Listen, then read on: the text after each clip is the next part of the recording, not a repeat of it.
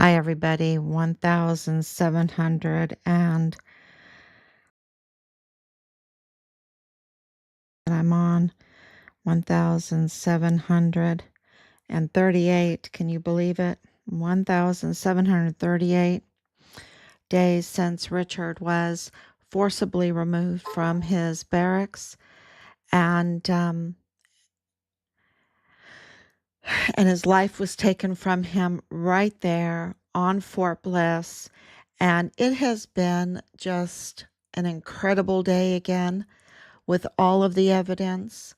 There's so much evidence pouring in against Richard's chain of command. Uh, People are sick and tired of this and pointing out very, and I think it is because we have millions of views. Our reach is really expanding. And so people are becoming aware, and also because there is a new sheriff in town, because we have a president that is absolutely about law and order, about the border, about our military, about doing it right, about bringing in the golden age, and there's no golden age without the golden rule, right? There's no golden age without the golden rule, which means the Ten Commandments, which means the rule of law. And so we have this whole different environment that is inspiring people that know things, that are coming forward and giving us information and pointing out lots of different news. And so we are doing the best we can to keep up with all of that. Um, and we are absolutely aware that this is really all coming out, and it is hugely it's political, right? It's international, it's political, and we knew that, and we've been saying that for these years, that before we knew what happened to Richard, we would say whatever happened to Richard, it is so big. It's so big because of the response, because of the lack of normal standard operating procedures, that they did not follow what the military that we know of, and we are a military family, and Rob being a physician assistant, knowing how to respond to emergencies and everything, how they responded clearly was a cover up, clearly had them shaking in their boots, clearly, because they were shaking in their boots and even crying, that this was something that was mentally impacting them. And the only thing that could mentally impact a trained military, like what we saw in their eyes, in their faces, in their voices, was that this was an internal retaliation against a whistleblower soldier. And we know our son, right? We know our son. We know that he was, 18, 19, 20, had just turned 21 when they had murdered him. We know that young people um, are young, right? But we also know that what they were saying to us was absolutely insanity. It was just so absurd. It was so absurd. It was absurd for them. It was absurd for the condition of the military that we were walking into. It was absurd for what we were reading in the news, what we were hearing from the soldiers. It was totally upside down, backwards, and absolutely a retaliation even against us. And when we were our house was uh, searched without a warrant, when we were started. Sorry, I have some kind of hair. When we were searched without a warrant, when we were absolutely lied to, when we were told to investigate our sons, when we called and they took Richard off the rolls and said they couldn't help us, right? When we called and we were all very nice and very concerned, and we were telling them, no, what you're saying, let's look into this more because it doesn't sound right, right? And here all this was going on with Vanessa Guillen, um, and and they were making this huge mistake and then taking Richard off the rolls, not following their own procedures, their own duty to their own soldier. It was very, very clear that things were very, very bad, that this was a cover up. And so, and, the crimes just kept coming in, but not from Richard, against Richard. Against Richard. And there's so many crimes against Richard. And and then not getting our FOIAs answered, or all of these things that we have documented, and it will put it out again. But the main picture that I wanted to say is that by their actions, you will know them, right? By their actions. Um, and it was absolutely obvious to us that this was so big, that this was so big. And now it's coming out. Terrence Cole, who is the nominee for the DEA, his his testimony being questioned by, of course, our senator, who I'm not very fond of Graham. He, but I will tell you this about Senator Graham. He did send us a condolence letter. He does have enough, you can't, I want to say wisdom, but he is in touch with what's going on enough to know that he needed to send us a condolence letter. General Bernabe did not. General Garrett did not. General Stewart did not. Donna Martin did not. People we were face to face with, Command Sergeant Major Jake Jakovitz did not send us a condolence letter. And these were people that were standing beside us. Veronica Escobar did not. Did not. But Senator Graham did. And I'm not fond of him because he could have done and should do so much more. He has a very, very bad habit, a very selfish habit of wanting to send our volunteer sons and daughters into harm's way. He's a warmonger. There's no other better way to say it. And yet, when we needed him, when one of his own is murdered on an American soil, on a military base,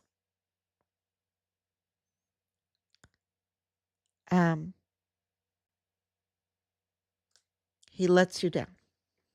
He's not there. He's not there at all. He's ready to just brush it under the rug, ignore it. And for that, he should not be a senator. He should not be a senator. But he did question Terrence Cole, because it's not, well, I do have a vote, and I do not vote for him. But he is my senator, and he did question Terrence Cole for DEA. And the interview, I hope everybody reads it, is really shocking because he really, uh, in so many words, says that the cartel runs Mexico, that it is a narco state, that it is a narco state, um, and that it has strings, and those strings are attached to the hand of China. That's really what he's saying. And those aren't my words, but it is very, very interesting. And I can tell you it corroborates our evidence that we have. And so that's why I'm bringing it up, because I felt like that was pretty honest assessment. And now we have um, President Scheinbaum uh, turning President Trump down, turning not President Trump, but Americans, okay, because it's our volunteer sons and daughters that would go and help Mexico, right? And rightfully so, because they are our neighbors. They are our neighbors. And so we offered to send our best, our sons and daughters, to risk their lives to free Mexico of the control of the cartels that have ties, strings to the hands of China. And, you know, I I don't really like to say country names in my brain. I don't think that way. I think, by what law? How shall we now live? That's how my brain operates. And I don't want to live as a communist, okay? I don't want to live under the rule of law of a cartel, of fear, of bullies, with no rights to protect myself, with no freedom of speech, with no rights to property, to the pursuit of happiness. You know, I don't want to live under that kind of leadership and that kind of law. So when I say Chinese, I'm talking about the CCP that um, don't want you to have freedom of speech, will control you, bully you by giving you points or whatever, you know. And I know a little bit about um, China because our daughter went there, and so we do have uh, inside information. And so I think President Trump has been right all along about everything, right? He's been right all along about everything. And the president of Mexico, President Scheinbaum, rejected our sons and daughters, our help for the right to protect yourself, the right to free speech, the right to pursue happiness, the right to ownership, property ownership, right? Uh, that's what she turned down. That's what she turned down. And President Trump said she's afraid. She's afraid of the cartels. Okay. So, which might be right. I don't know. I don't know why she turned us down. But it's really sad for us because of Richard's partial remains being found in Mexico, and Richard's case be crossing the border, being part of the attorney general there in Juarez, in Chihuahua.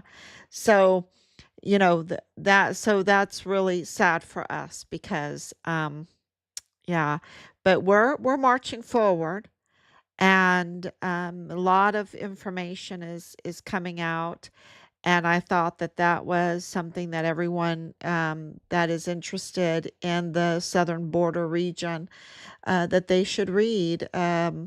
This article, it's just really knocks your socks off, and it really corroborates everything that we have been saying, and then some, and then some.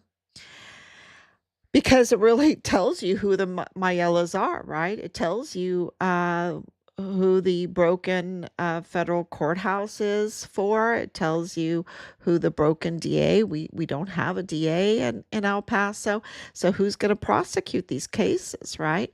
The infiltration of the cartel tied individuals in these in our law enforcement and our criminal justice system and in our military is getting very, very clear because how shall we now live? They want to have the criminal trafficking, right? They're protecting the criminal trafficking, which is, we just had this huge arrest for the child pornography, um, a huge arrest on that. Um, so, that's what they want. They want that emergency intake center. They want the continuation of the open border um, cover up of murders and child trafficking and military equipment and arms trafficking and all the drugs, which he talks about, of course, DEA, and the damage that does.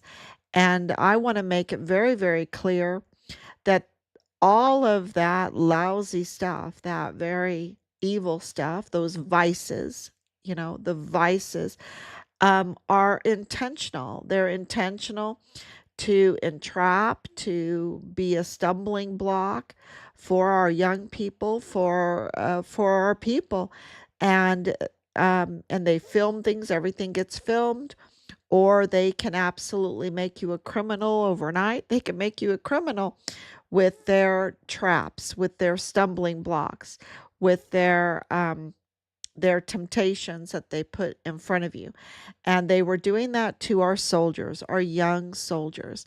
And it was allowed and let happen, and even I think we need to look at bank accounts, because I think that they personally gained off of entrapping our soldiers so that they wouldn't be the best that they could be, all you could be, right? Join the army and be all you can be, that they wouldn't be able to accomplish the Medal of Honor ethos, that they wouldn't be able to be aspiring CID agents and aspiring um, medal having that esprit de corps, right? That esprit de corps, that there would be chaos, that there would be conflict, that there would be a lot of trouble within our military. And that's very, very concerning, because if, like Terrence Cole has just testified to,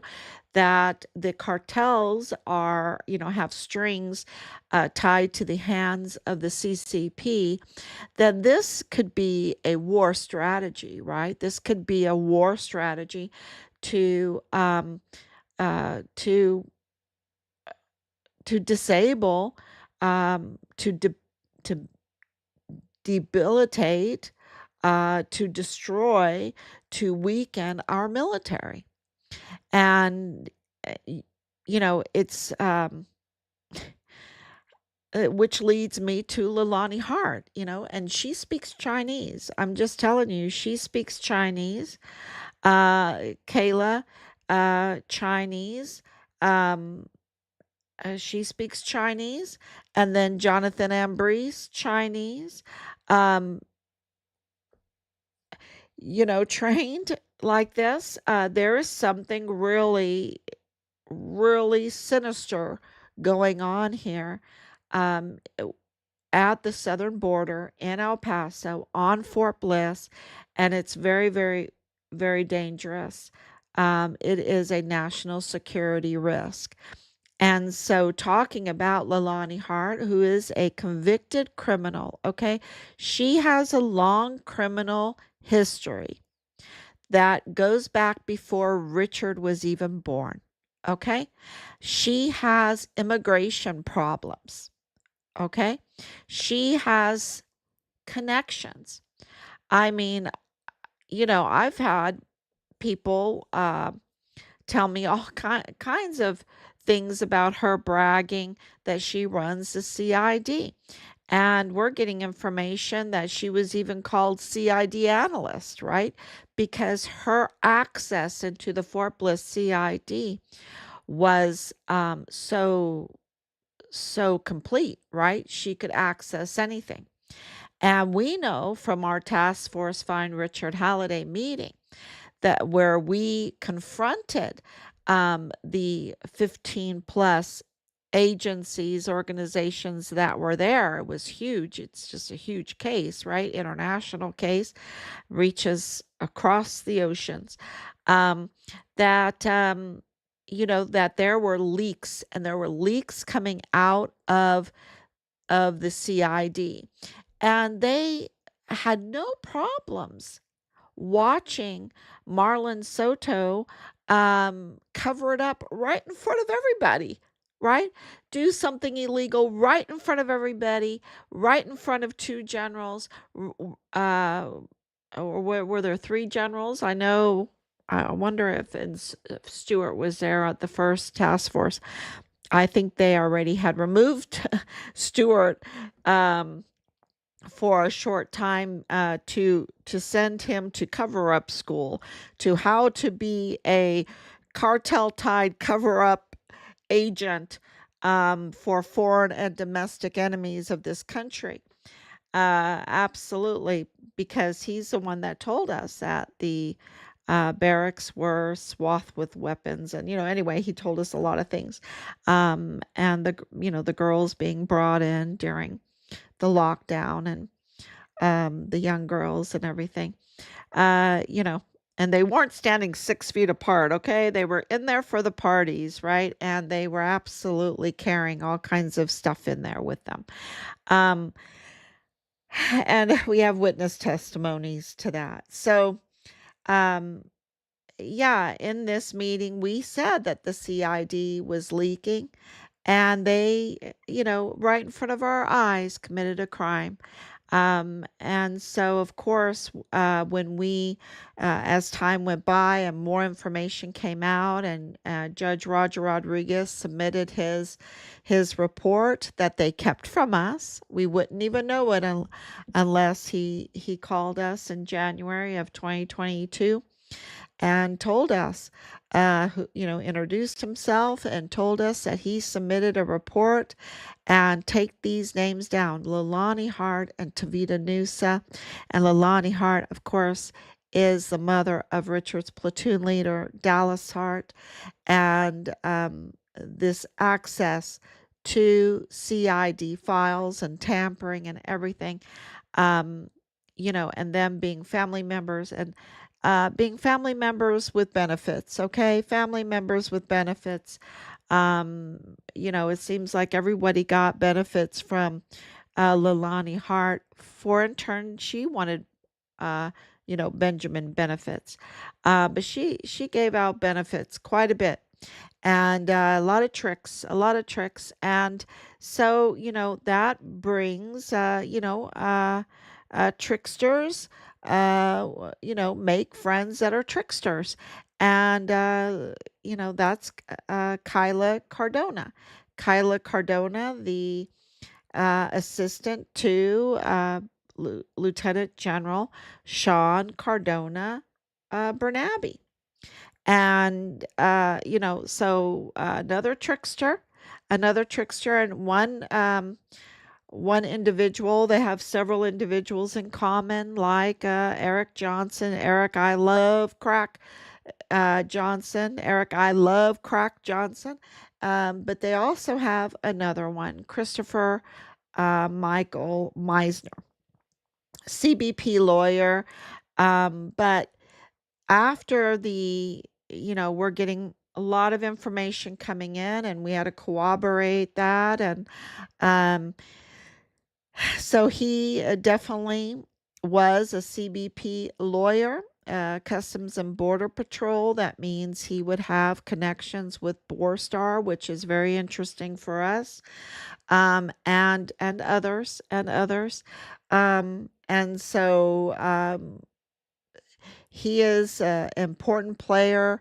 I shouldn't say player. He has an important role in this because he has some tricks himself, right? He's a trickster too. So, but after maybe with a little bit of a conscience, maybe I don't know if he had a moment of conscience, but after the Walmart mass shooting, it's been confirmed that he had a break. He had a mental breakdown, and it was so bad that he lost his law license. So this lawyer for CBP had no job then, right? Um, and things went really bad. He lost a lot. He lost a lot, and but he was then caught. Um, um, I want to say allegations, um, but he was determined to.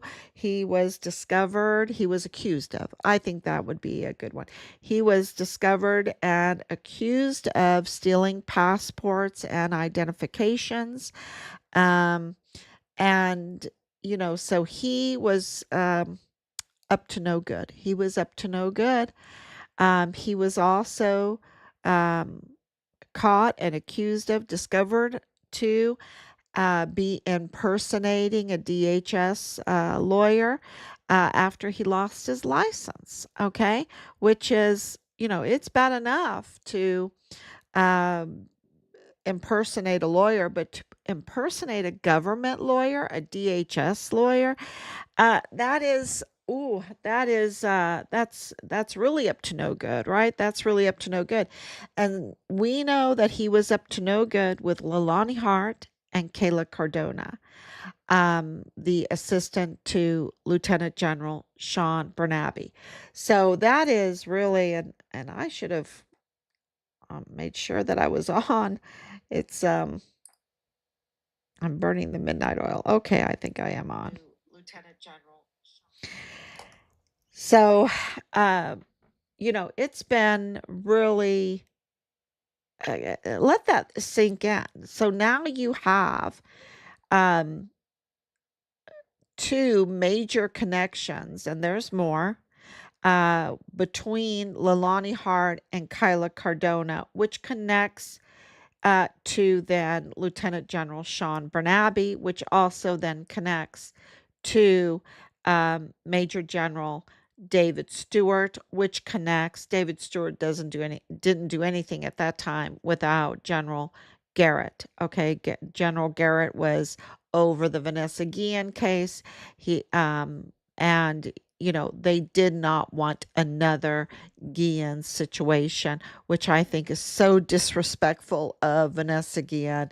It's so disrespectful of that family, and it, having now being in communication with her mother, it's very clear that that at least Gloria does not believe that there is justice served in the Vanessa Guillen case, that justice has not been served in the Vanessa Guillen case.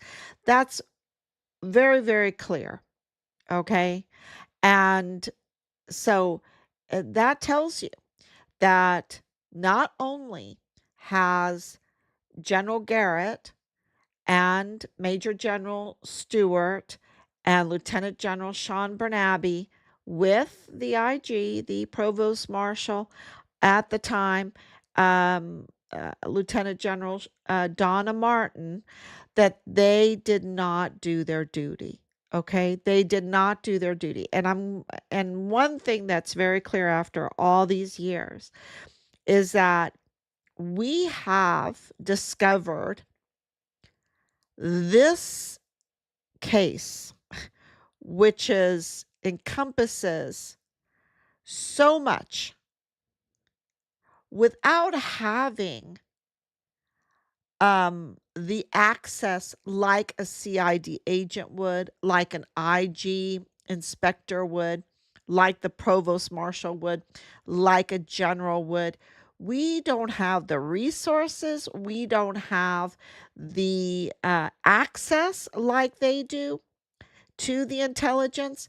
We've had to be patient and work our tails off investigating, and talking with people and putting everything up, and we still figured it out. So, what I'm saying is they have no excuse when you have access to search dogs and drones and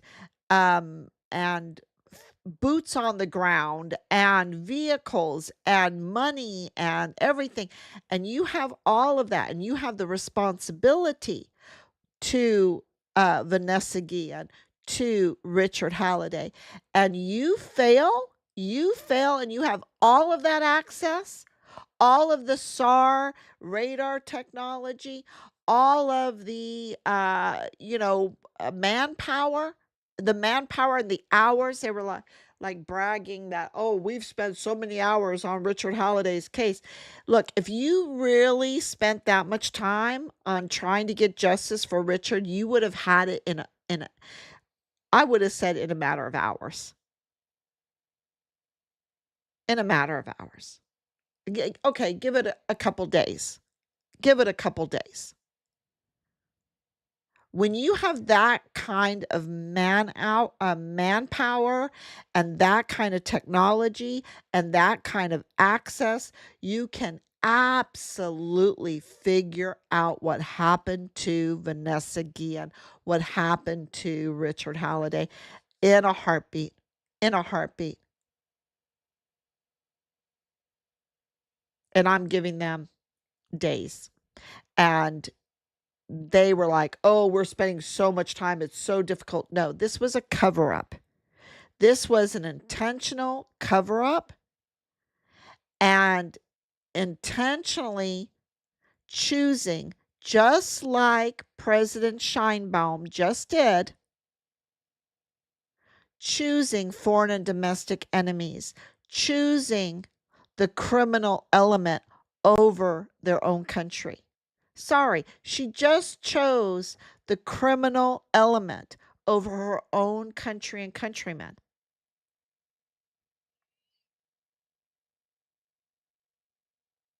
And this is what uh, General Bernabe did.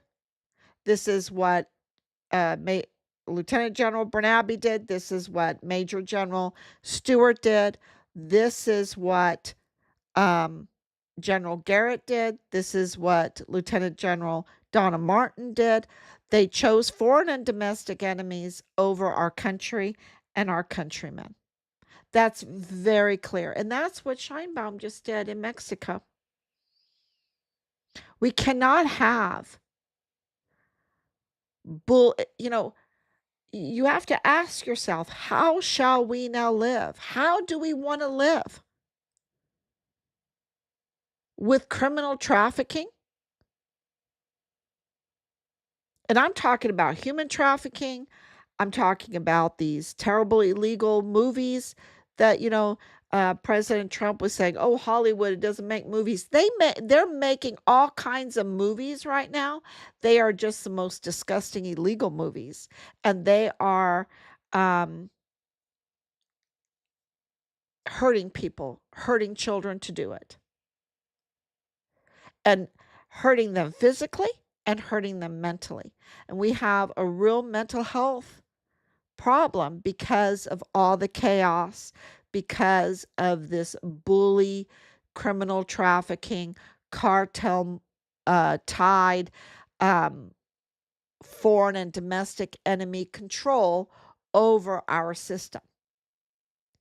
And thank you, God, for giving us something I don't even think we deserve. I don't think we deserve this second chance. It is a grace, it is a blessing, and I'll take it. I'll take it. And so now what are we going to do with this chance, this blessing to rectify this criminal culture that um, has just metastasized um, in Mexico, in Canada, in the United States, I know in Europe. And so we really now, we have to take our sphere, right? Our sphere, which means, for me, it's a Halliday family. For me, it's for justice for Richard, for our family. That's how we feel about this. As a family, we need to, this is the cross that God gave us um, to, to rectify what happened to Richard. Um, and take a stand on this cover up, and the cover up then goes into the Walmart mass shooting, goes into the criminal law magistrate court, goes into the DA, goes into the medical examiner, goes into the federal courthouse, goes up into Congress, goes into our military. And we didn't plan that, but that is where this case is. And we just pray all the time that we can bless El Paso, because if we bless El Paso and get accountability for our son, then El Pasoans will be better off. And that means that those that live in Juarez, the Mexicans that live in Juarez, will be so much better off. That Chihuahua, maybe, you have Scheinbaum, not a Trump. She's not a Trump. She just sided with the cartel element. That's how she wants to live. And it's heartbreaking, because our word is that the work of stopping the spigots of the money for these NGOs, of course, crossed the border into Juarez, into Chihuahua. And there is like daycare centers that were abusing the children to make these movies, right? That are closing down. We heard that there is more than a half a dozen daycares that were closed down, that were up to no good. So there is real blessings to be had, right? Real progress for the people, for the working people. Because if you're a working mother and a working father, and you need a daycare service for your child to survive, you want it to be a legitimate, caring daycare center. And our intelligence that we have received is that these were criminal daycares abusing the children and filming it and profiting off of that. And this is just good news that they were shut down. And I even made maps years ago where there's these, places along the border that are connected to children. And I don't want to name them all because I don't know which ones are legit. But they're all along that border. And I know in our discussion on um, on the Facebook site They are discussing the emergency intake center. What happened there, I'm going to tell you right now. We have witness testimony that what happened there was so egregious. This is, you know, you have, look, never in the history of the world did you have hundreds of thousands of unaccompanied children, okay? No, these are taken children. These are taken children. Somehow, some way, they got these children away from their parents, from away from their mother, from away from their father, from away from their grandmother, from away from their aunt, their uncle, their whatever. They somehow, some way, something nefarious happened because it just doesn't pop out of nowhere that you have hundreds of thousands of children that, you know, are just being crossing the border and need to go through a humongous emergency intake center that can sleep 10,000 at a time. And then that go on and on where your hundreds of thousands are going through it, being trafficked through it. There's no other word for it. And then now there's an announcement. They have found 5,000. So out of hundreds of thousands, they have found 5,000. And we don't even know their stories. And we know from reports that most of them are no longer alive. Now that's just reality. And I don't want to live like that. And Scheinbaum is too scared, or she wants to live like that. I don't want to live like that. And I'm very glad that President Trump doesn't want to live like that. He wants to strengthen families. How do I know? Because of his policies. Day one, turning off the spigots, designating who were the groups that were doing this. 4 days after he took office, Richard in the line of duty. In the line, that is huge. Legally, that is huge. And it reveals that there was foul play, that he was murdered on Fort Bliss, that the generals didn't do their duty, that the CID didn't do their duty, that there was intimidation, that there was tampering, that there was witness tampering. That's what that confirms. And now we have corroborating evidence with Kyla Cardona, with Leilani Hart, Dallas Hart, Jonathan Ambrose, with Christopher Michael Meissner, who is CBP, who had the Borstar access, who had motive, because after the Walmart mass shooting, he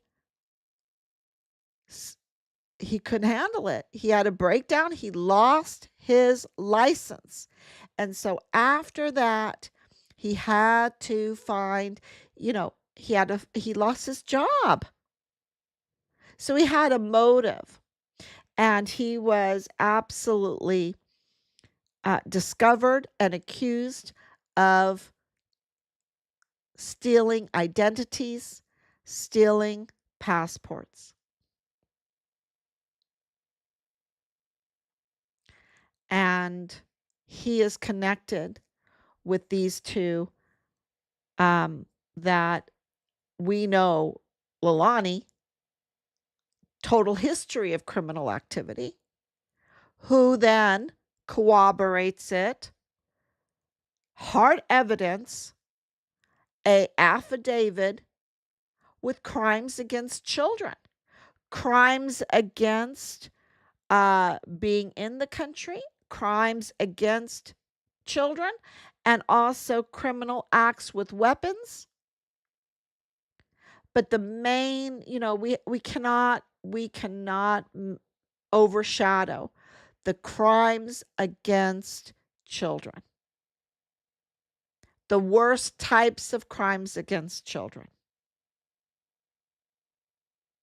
And this was the connection with Kyla Cardona. This is the company that they kept. This is the company that they kept. I love crack. Eric Dwayne Johnson. Discovered and accused of stealing passports and identities and being an impersonator of a DHS lawyer. And then the worst type of crimes against children and crimes with weapons.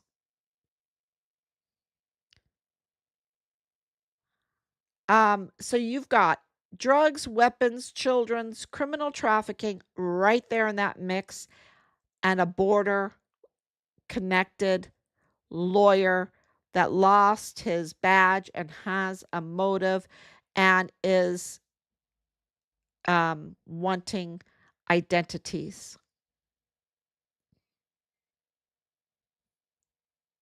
I think that is, and is connected to the generals. Clem Coward. Long time I've made all the connections with Leilani Hart and Clem Coward. She worked under Clem Coward, and then and that never kind of, that relationship was always there, and then of course Kyla's with Bernabe. So I'm not making this stuff up. It's all documented. It's all documented. I didn't do those crimes that Leilani did. I didn't write her affidavit for her. I didn't tell Kyla to be the assistant to Lieutenant General Bernabe. I didn't tell her to have a relationship with Eric I Love Crack Johnson and with Christopher impersonating a DHS lawyer, Meissner. I did not tell her to have a connection to Leilani Hart, who then has connections, more and more. And they are all absolutely connected to the Mayela Crucius, to the Ambris, absolutely, to Rosa Maria Valdez Garcia. This is a company that they keep, and it's criminal. And it's cartel tied, military tied, criminal trafficking, and now we're told that the strings go up to the hand of the CCP. And, wowzer, because who was the target of the Walmart mass shooting narrative? It was absolutely political. And it was absolutely, of course, it was a diversion against the audits and investigation into the criminal trafficking. And Richard was a corroborating whistleblower witness to it. And the Walmart mass shooting was a diversion for El Paso, and boy, was it. It was such a huge diversion, a bloody diversion.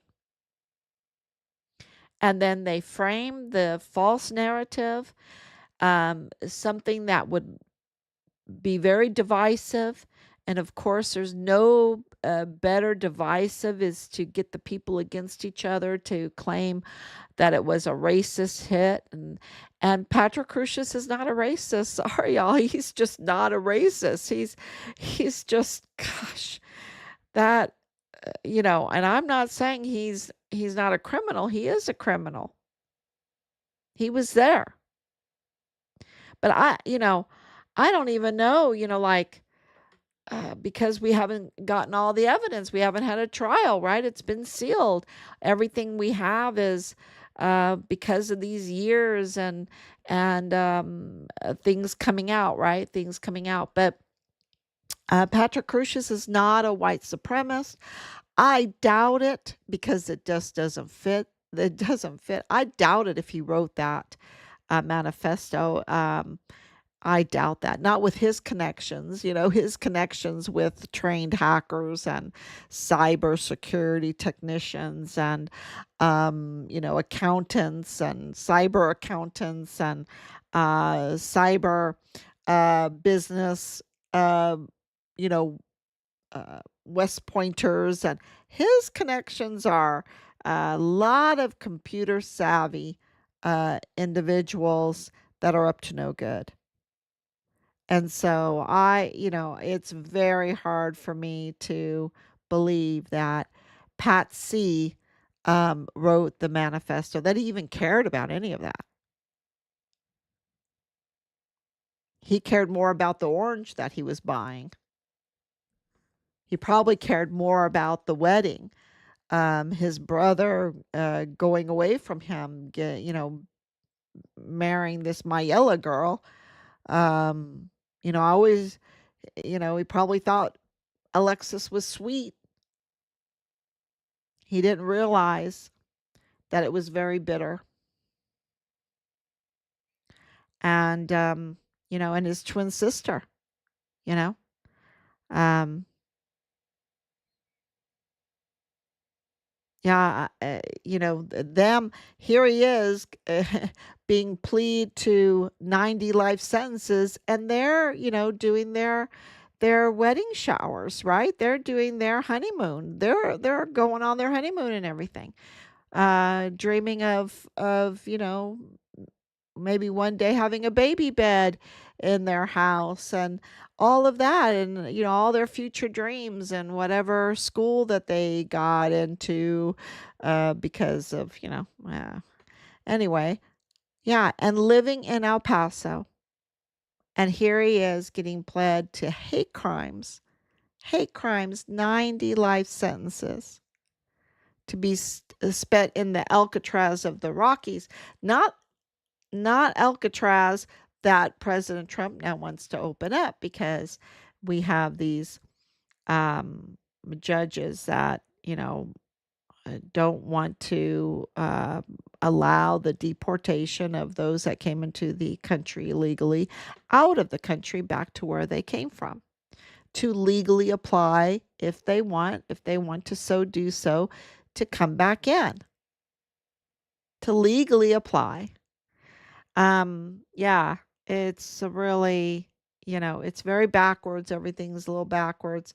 Um, so, but this, uh, Eric Johnson and Chris Meissner, absolutely connect Leilani Hart with Kyla Cardona up to no good. I mean, really up to no good. So thank you everyone so much for watching so late. Here it is, 1 a.m. in the morning, but it can't be helped. There's so much going on in the back, so all of this has to be documented and corroborated. And so we're working very hard. And, you know, um, there is this uh, a little bit of a sense of frustration because years have gone by where there hasn't been accountability. And I want to end with the note of hope, right? And duty. And, s- I think that you can't read the end of the book before you read through the all the chapters, right? You've got to do your duty. And you've got to, at least that's how we feel. Um, you know, everything's in God's timing. And if you think, I don't see this, I don't see that, uh, it's can you even imagine how frustrated President Trump felt in 2020? And he had to go through these 4 years of just continuous and severe attacks, all the audits, all the subpoenas his family had to go through and everything, his house being um, searched and all of that. And, you don't have to feel sorry for him or whatever. My point is that, you know, you just have to keep going. You cannot ever give up. You've got to keep going. And then, um, sometimes in our lifetime, we don't see the outcome. It's for our children to see or our children's children.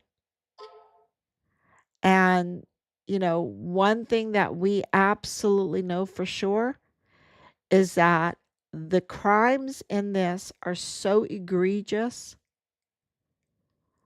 that they hurt people continuously. And you cannot look the other way. You cannot address them. And, I can't tell you, I mean, people have said, oh, you should stop, or you should stop doing your lives, or whatever. Um, I just think of all the children. I think of all those that are losing loved ones from all the fentanyl stuff, that am I allowed to say that word? The abuse, the broken families, um, the fraud that is causing the prices to go up and hurting families that way. All the financial fraud is so expensive and is so straining. And when the family is strained, then it hurts the happiness of the family. And, then you can have problems that way too. So we want accountability for our son. And it just involves this much work. And it's, well, whatever. We got to do it. And so thank you so much for sharing, because too many people are getting hurt and we're losing our country. We have to address it. So here we are. And we just want to thank everyone. And Rob always says, and don't forget to tell all those people for so long every day that we love them, that we couldn't do this without you um, supporting us and sharing. The millions of or views that we've had lately is just incredible. And I know you don't see them. I need to post up the numbers again because they're incredible. Um, so thank you for your shares. Thank you for your likes. And we will absolutely make the world a better place. And God will determine how much it is, right? How much that is.